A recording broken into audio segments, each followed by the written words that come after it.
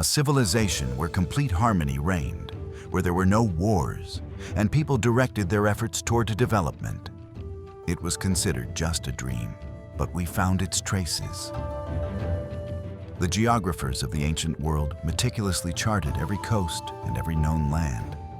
The explorer Pytheas of Massalia in the 4th century BC pushed far into the northern seas, documenting lands of perpetual mist and ice that he called Thule. But this was not the only account of this land. The historian Hecataeus of Abdera, whose work was referenced by Diodorus Siculus, wrote of a great, prosperous island far beyond the Celtic lands. He described a place where a magnificent spherical temple stood and where people lived in harmony with the cosmos. These and other accounts did not describe a philosophical concept. They described a location. All of them pointed to a specific place at the final, freezing edge of the world.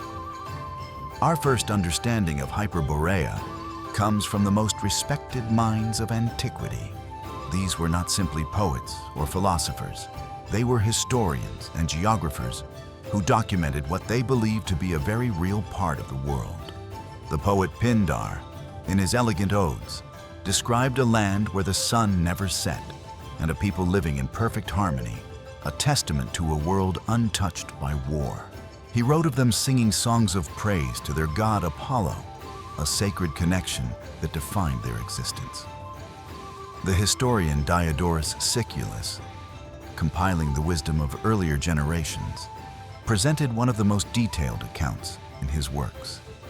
He wrote of a magnificent spherical temple dedicated to Apollo, describing a people with advanced knowledge of the heavens and a profound understanding of the cosmos.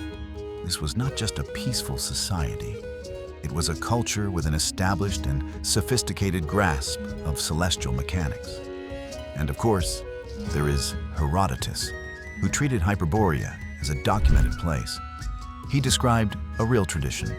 The Hyperboreans would send sacred gifts across the continent to the sanctuary of Apollo at Delos. This great relay was a confirmed part of ancient history, directly embedding the Hyperboreans into the religious and geopolitical network of the known world. The descriptions of the Hyperboreans paint a picture of a people who had solved the great question of existence. They were gentle and wise, living in a perfect and complete harmony with their world. Their land was a place of eternal spring and unimaginable plenty, where disease and conflict had no place. Their lives were a perpetual celebration, a continuous festival of music and joy. This was not simply an ideal. It was a complete way of life, where every action was a part of a greater order. Their connection to the sun god Apollo was not just worship. It was a profound understanding of celestial cycles and their place within them. These accounts reveal a people who had mastered the art of living, a truly enlightened civilization that existed in balance with all of nature. Modern science now provides the framework. Ice cores and ocean sediment reveal the Arctic was once a vastly different place. During the Eemian Interglacial period, a temperate climate allowed for forests and rich ecosystems to thrive in the high north.